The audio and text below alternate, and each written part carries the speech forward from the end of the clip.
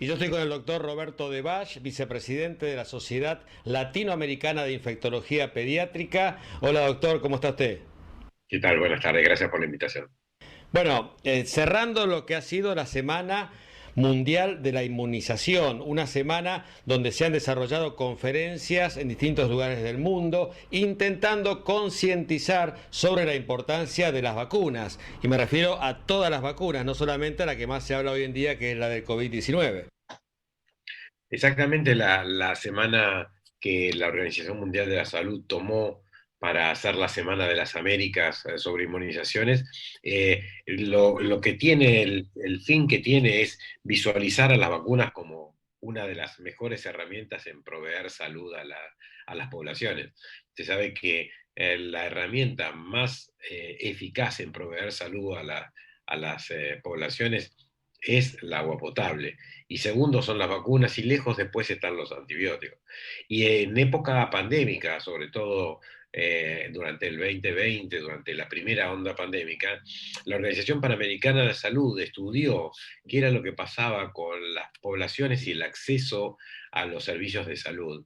Y las cuarentenas, lo que han producido, bueno, muchos efectos adversos relacionados con el acceso a salud, pero también ha producido una falta de acceso y caída en el acceso de los padres y de los adultos a las inmunizaciones, así que más del 50% en más de 23 países durante el 2020 no accedió a las vacunas y esto produjo que los calendarios de los niños y de los adultos, pero fundamentalmente de los niños, no estuviesen completos y empezaran a aparecer algunas enfermedades que ya hacía años que estaban prevenidas a través de vacunas y que actualmente en muchos países está resurgiendo.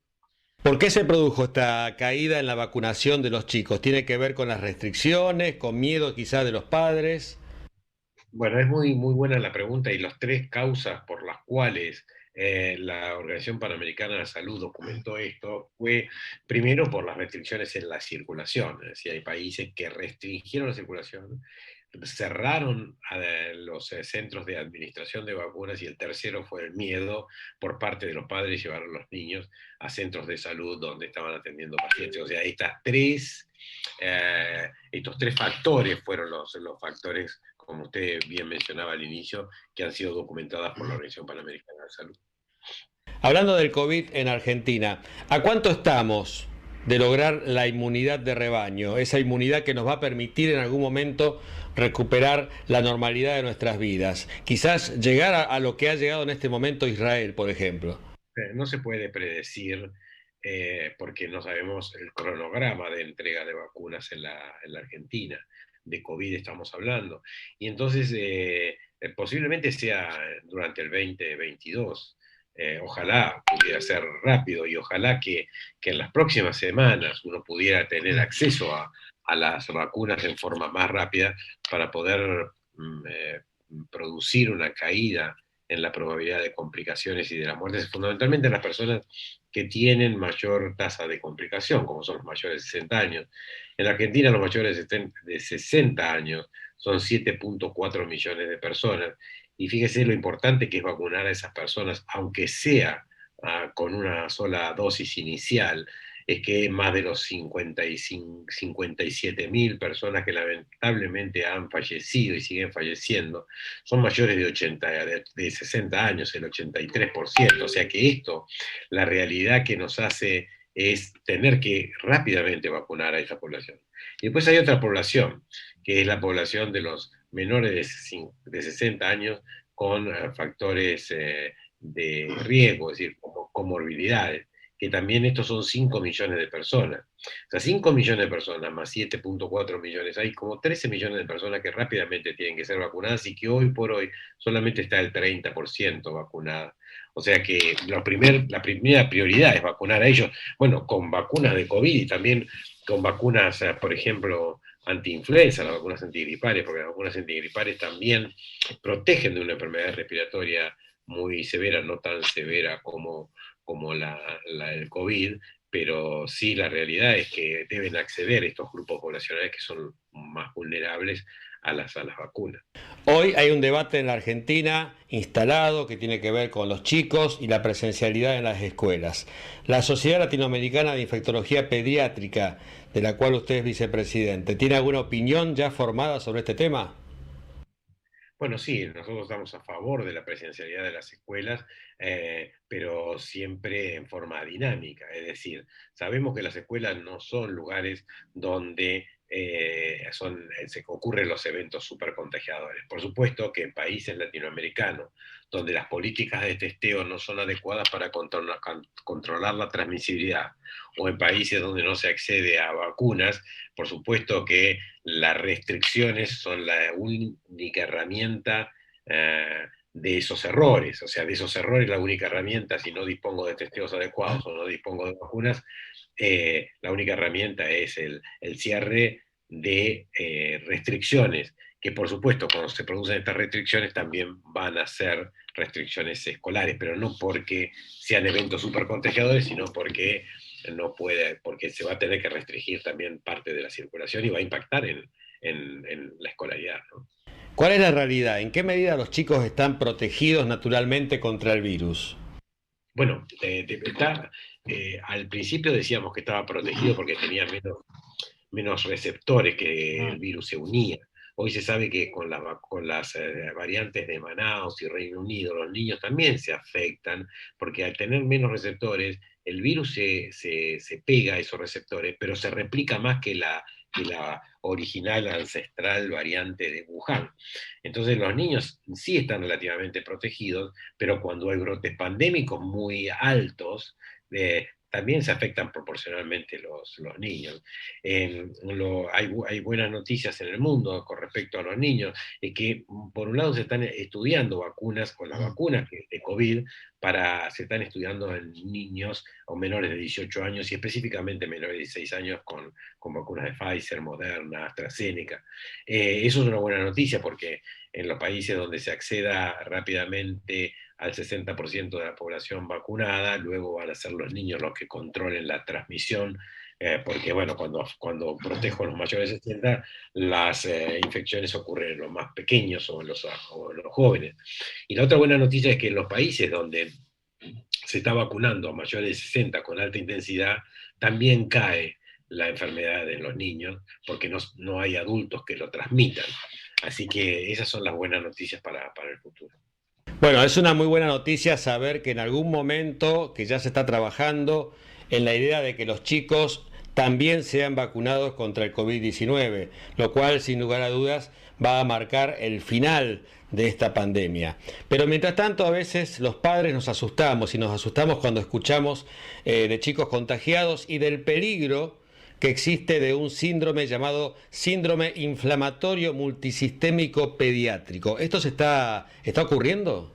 Está hablando, son niños a diferentes edades, pero fundamentalmente niños entre 5 y 15 años, o hasta 24 años, pero es la mayor frecuencia está en ese grupo, y son niños que pueden haber padecido la infección en forma sintomática o en forma asintomática, que a las 3 o 4 semanas comienzan a tener fiebre de origen desconocido, empiezan a tener conjuntivitis, o empiezan a tener erupción en el cuerpo. Y eso es son las primeras manifestaciones del síndrome inflamatorio multisistémico.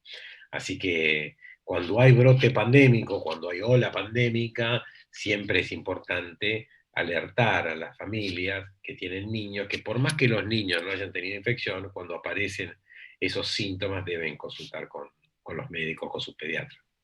Claro, volviendo al tema de la presencialidad en las escuelas, la gran variable que nos hace a veces reflexionar sobre este tema es el colapso sanitario, el saber que no tenemos posibilidades o ya prácticamente no la vamos a tener de que una enfermedad que necesita internación pueda encontrar un lugar en algún efector público o privado. Exacto, es así, que no depende de los niños y de las características que tienen los niños de la infección o de la transmisión, sino depende de factores externos que son el brote pandémico, que satura el sistema sanitario, donde la única herramienta que tiene el Estado, vuelvo a decir, por estas condiciones de no acceder a vacunas o no tener políticas adecuadas de rastreo, la única condición o la única herramienta que se tiene y que seguramente vamos a apoyar todos es las restricciones que ojalá sean dinámicas, sean periódicas y que no sean prolongadas. El tema de los protocolos en las escuelas, desde ya, que me parece imprescindible que se cumplan, pero a veces tengo la sensación de que no alcanzan, porque por ahí vemos recreos que duran media hora mientras el aula se desinfecta, y en esa media hora en el patio los chicos inevitablemente en algún momento entran en contacto, o sin ir más lejos, dentro del aula, cuando la maestra se da vuelta para escribir en el pizarrón, se pasan cosas, se intercambian útiles. Es muy común que esto ocurra, porque en definitiva no podemos pedirle a los chicos que tengan la conciencia que a veces los adultos no demostramos tener, que ni siquiera sabemos ponernos un barbijo correctamente cuando vamos por la calle. No, no, sí, claro que existe. Y sobre todo cuando hay un brote pandémico no controlado, seguramente. Pero lo que hemos visto y hemos estudiado, y se ha estudiado en el mundo, es que no son lugares de, eh, de supercontagiadores. O sea, los niños no son supercontagiadores y no son eventos supercontagiadores las escuelas. Por supuesto que hay que compatibilizar los protocolos y hacerlos cumplir de la mejor manera en los colegios, pero esos protocolos son protocolos seguros. Mire, existe más probabilidad de que los niños fuera de protocolos en estas semanas estaban enfrentados al virus fuera del colegio que dentro del colegio. ¿Por qué? Porque los niños, tanto sea diferentes clases sociales, empiezan a hacer unas actividades sociales de contacto con otros niños bajo sin protocolo durante el día. Razón por la cual realmente yo vuelvo a decir, las escuelas tarde o temprano van a tener un cierre periódico, ojalá que sea periódico y corto, pero esto va a ser por el brote pandémico que tenemos, no porque sea específicamente un lugar donde se contagian y donde transmiten la infección. Por supuesto que todos los niños, al igual que los adultos, deben estar vacunados, como decía al principio. Cuando se producen restricciones, lo que se afecta también, bueno, es la salud física, mental, emocional, bueno, y las economías, pero en lo que significa la salud tanto en los niños como en los adultos, pero en los niños específicamente, se ven muy afectados por las restricciones desde el punto de vista físico y desde el punto de vista emocional. ¿Por qué desde el punto de vista físico? Porque no acceden, por ejemplo, a las vacunas. En la Argentina y en Latinoamérica el 50% no accedieron a las vacunas, y la caída en la Argentina todavía no tenemos datos de lo que pasó en el 2020, pero sabemos que más del 40% seguramente de los niños argentinos no recibieron alguna de las vacunas. Entonces es importante poder tomar a las restricciones con, ser justas, cortas, inteligentes, para no impactar en la salud de la gente, que por ejemplo impacta en la reducción de las tasas de vacunación y resurgen casos de enfermedades que no se veían. Y le puedo contar ejemplos de Latinoamérica, de difteria en Venezuela, en Perú, en República Dominicana, que cuestiones que de enfermedades que no vemos hace 20 años. O yo el año pasado vuelvo a ver una infección pediátrica que es la meningitis por Haemophilus influenza en un niño, y hacía casi 18 años que no veía, y esto es producto de la no vacunación. Vamos a dejar un mensaje para la gente, qué es lo que podemos decirle ante tanta incertidumbre, tanto temor. Bueno, el mensaje es que esto va a pasar, o sea, la pandemia va a pasar. Seguramente vamos a tener un 2022 con mejores condiciones sanitarias en el mundo y en la Argentina, que si nos cuidamos, o sea, si utilizamos en forma adecuada el tapaboca y nariz, y pensamos cada rato si lo estamos utilizando bien, y nos distanciamos, y no hacemos eventos super contagiadores, evitamos las reuniones, sobre todo en las próximas 8 o 10 semanas, vamos a estar seguros. Y si podemos acceder a la vacuna porque el sistema sanitario lo permite, accedamos a la vacuna, que eso también son una herramienta de alto impacto, y que con estas dos medidas la población puede estar protegida y puede estar segura. Y si hay chicos que todavía no recibieron las vacunas clásicas correspondientes, que por favor los lleven a vacunar. Sí, es un buen momento para hacerlo, para acceder a los centros de vacuna públicos o privados, los que les correspondan, y sí, vacunarse, porque uno lo que hace es proveer salud con estas vacunas, así que no hay ninguna duda de esto. Bueno, doctor Debache, muchas gracias por la comunicación, ¿eh? Realmente ha sido un placer. Por favor, gracias a ustedes por la convocatoria. Nosotros desde Televida seguiremos informando desde los distintos ángulos todo lo que tenga que ver con este momento que está pasando el mundo.